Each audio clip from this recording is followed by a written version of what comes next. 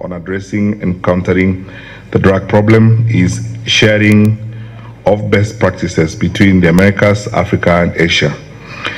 It is opportune that this conference is taking place at a time when countries around the world are at crossroads in combating drug trafficking and the associated problems.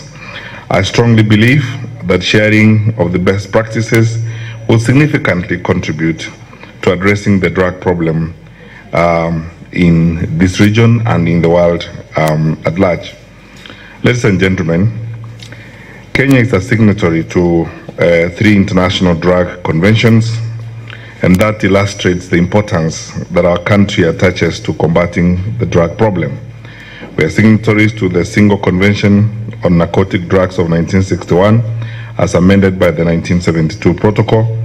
We are signatories to the Convention of Psychotropic Substances of 1971, and we are signatories to the United Nations Convention against illicit trafficking in narcotic drugs and psychotropic substances of 1988.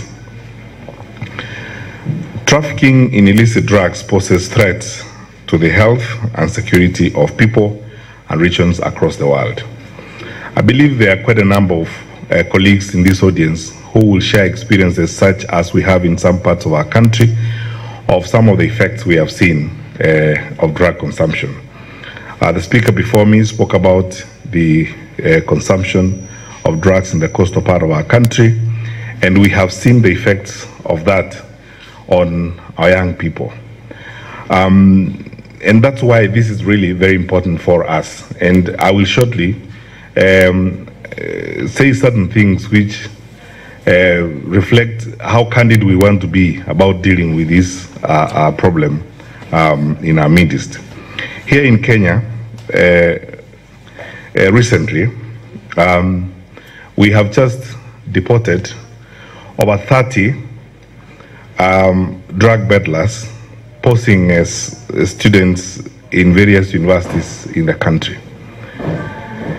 I've had occasion recently to speak to some of our universities and university managers who admit international students who pose as international students, but they are actually drug traffickers. We have imposed serious responsibility on some of our universities, and we are prepared to go to whatever extent to ensure that those institutions are not used as avenues for drug trafficking. And that is why we have been fairly ruthless in deporting any students or any international students who have been in some of our universities who have either been caught or who we have sufficient information to believe are part of drug trafficking rings. And this is a problem that I'm sure that some of you may share. Many countries across the globe bear the brunt generated by the trade in illicit drugs on the health and socio-economic well-being of their populations, as well as security and political stability of some countries. Global reports indicate an upward trend in the abuse of drugs and a shift from the use of traditional substances to new drugs, including new psychotropic substances and synthetic cannabinoids. According to the World Drug Report for 2017, the number of estimated persons using drugs has steadily increased over the last 20 years. In 2006, the number of estimated persons using drugs stood at 208 million and is currently at about 255 million in 2015. Indeed, out of the 255 million people using drugs, 29.5 million suffer from drug use disorders and eventually requiring treatment and rehabilitation. The number is shot up. These statistics are old. The number has since shot up to, close to about 1 billion. I was fortunate to come in when one of the speakers was talking about the statistics and what that means. And the numbers keep going up. And for reasons that we all know, Africa is no longer an island, and we are beginning to see the numbers growing up with a growing middle class, growing interactions between African countries and the rest of the world. And the fact that some of our countries on the continent are now easily accessible because of improved means of communication and means of transport. The upward trend in the use and abuse of drugs has consequently resulted in an increased supply of illicit drugs. To meet the demand, drug suppliers have devised numerous strategies to smuggle substances into countries, and at times they have outwitted law enforcement officers. Further, they have experimented in the manufacture of synthetic drugs such as those that you know, the stimulants, and new psychoactive substances. These have proved to be more fatal than traditional substances, as their composition remains largely unknown. Ladies and gentlemen, we face this crisis, all of us. We have tried our best as a country through various means. You know, through NACADA, we've tried to invest very heavily in creating awareness or trying to wage a war to prevent drug abuse in our country. 2, we have invested in treatment and rehabilitation. As government, we have supported government agencies like the Ministry of Health to invest in treatment and rehabilitation. And this is where it hurts most for a government, that we are forced to spend exchequer resources to treat and rehabilitate parts of our population that have been affected by drug consumption. Resources we need to do other things, or resources we need to develop other parts of our country. We've invested heavily in enforcement and trying to suppress the supply of drugs. The Director of Criminal Investigations, Mr. Ndewa Moro, is here with me, will tell you how hard they work and how hard they are forced to work to try as much as possible to crack down on drug suppliers. I've given you the example of just recently, I have signed over 30 deportation orders targeting traffickers who reside in some of our universities. We have invested very heavily in border control, as it were, working very closely with member states of the East African Community. We have created very stringent systems of border control. But let me not pretend here, we haven't been 100% successful, even with that strict enforcement of border control, which again presents a situation that we all need to look at, and a situation that we all need to be alive to, that however hard we work, the traffickers and the suppliers sometimes seem to think ahead of us, as it were, in terms of how they move drugs around and how they supply. You remember in our country 2 years ago, our president took 2 very drastic decisions, directed that we blow up, vessels off the Indian Ocean coast that were caught with drugs. And even with that strong enforcement of border control, we still have certain challenges. We have invested heavily in intelligence collaboration against drug abuse. We've tried to build what I'm going to advocate for at the end of my speech for the continent and for all of us, a wholesome approach where we bring together all the agencies that are involved to try and address this issue of drug trafficking. It cannot be a one agency affair. We cannot do it effectively as law enforcement people. We cannot do it effectively as awareness raising people. We cannot do it effectively as health practitioners and health sector. We must build a wholesome approach, and all of the above approach, which brings together everybody on board to try and push this. We've tried this, and we are in the middle of discussing a consistent and inclusive strategy as a government of addressing this issue of drugs. We tried very hard to control drugs in prisons, in our country. I walked in when the president was talking about use of drugs in prisons. strict control. And again, here I must confess, we haven't been 100% successful. There are factors that we need to look into to see how best we can ensure 100% success in controlling use of drugs in the prisons. And if we succeeded in that particular area, chances are that we will have covered a huge ground as we go forward. We've worked very well with all international agencies, and my colleagues in the law enforcement sector. The director of CID is here, and our police department has been very successful in working with their colleagues across the board within the region in collaborating to ensure that we address this effectively. We, of course, have worked very hard on development of legislation and policies.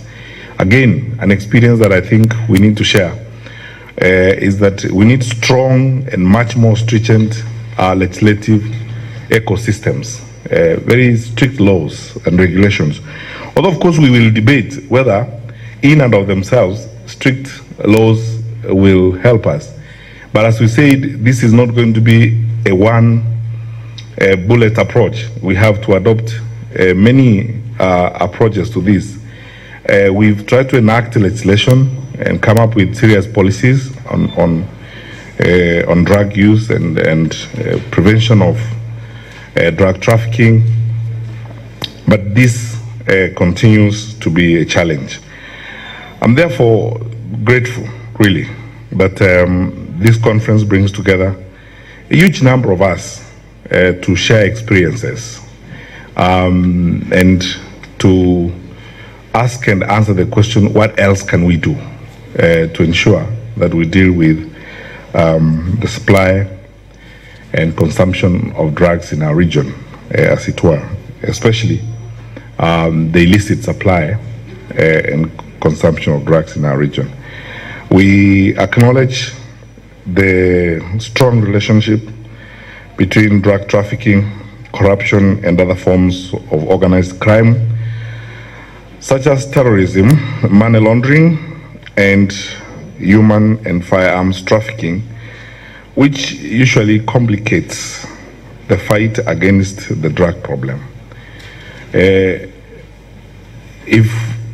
we were to speak to each other honestly, as governments, the complexity of drug trafficking is made even much more worse because of the interrelationship between drug trafficking, money laundering, corruption, and human trafficking. And again, it poses a new challenge that when we are looking at drug trafficking, we shouldn't just look at it as an isolated problem. We also need to address issues related to corruption and other forms of crime, which either abet or benefit from drug trafficking as we go forward. I'd like to conclude my remarks by saying this. For us on the African continent, and for those of you, my brothers and sisters from the region, three criticals in my view. Number one, I agree with the proposal that at the level of AU, African countries now need to be serious and coordinated on the issue of drug trafficking. If drug trafficking has been reported in 30 countries of the continent, we would be deluding ourselves if we thought time is not here for us to take this very seriously. So it's critical that we pay great attention to drug trafficking. We elevate the conversation to the continental level. We elevate the conversation to the AU level. And my sister from the AU, it's time for us to be a bit more aggressive in dealing with this so that we can build a better regional collaboration, a better international engagement, and a better coordinated approach to drug trafficking across the board.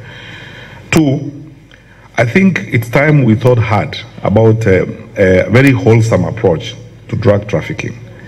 Wholesome here, I mean, sometimes we deal with this as though it's a problem for the law enforcement agencies alone or for the health sector practitioners alone.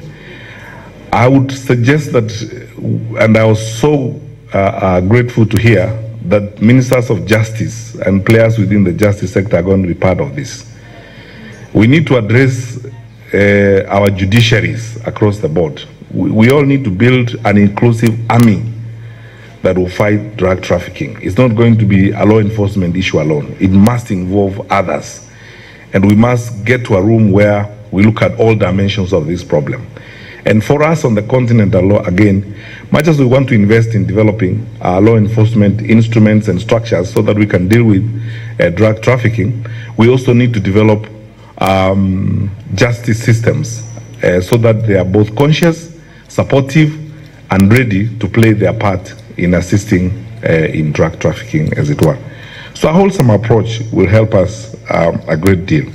And then, lastly, we should be very worried on the continent, especially because of an emerging evil nexus between drug trafficking, money laundering, corruption, and the instability of governance across the board. At the risk of sounding alarmist, I want to say this to fellow governments across the continent.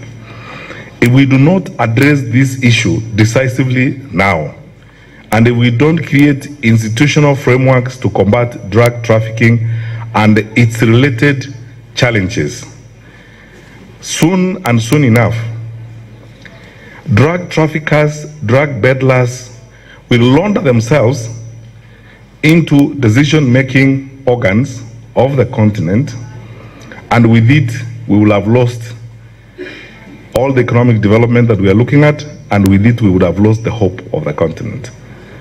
Because usually, the target of these drug traffickers, together with money launderers, the target usually is access to political power. Because access to political power then provides the bedrock upon which the trade will thrive. So we have this opportunity that we should not waste. Now that we have within the room colleagues who have dealt with these challenges over and over again, to learn from one another, to take on board positive experiences that have worked elsewhere, to candidly confront this challenge with a view to ensuring that we must keep the continent's generation safe, and we must protect the hope and future of our societies by fighting drug trafficking. Because if we don't, the socio-economic and political instability associated to this is real, and it will happen. And much of what we are working on now and the investments we are making now will all be subverted if the drug trafficking business, money laundering, and the corruption that come with it are allowed to thrive. So I think it is responsible for us to act, and act now, act decisively, act in a focused manner, and deal with this as a challenge that will not just go away without our focused action. I want once again to thank the UNODC for the wonderful work that has gone into putting us together, and look forward to constant collaboration with all of you in the room, and assure you of our government's total commitment and support to an all-out and focused war against drug trafficking. Thank you.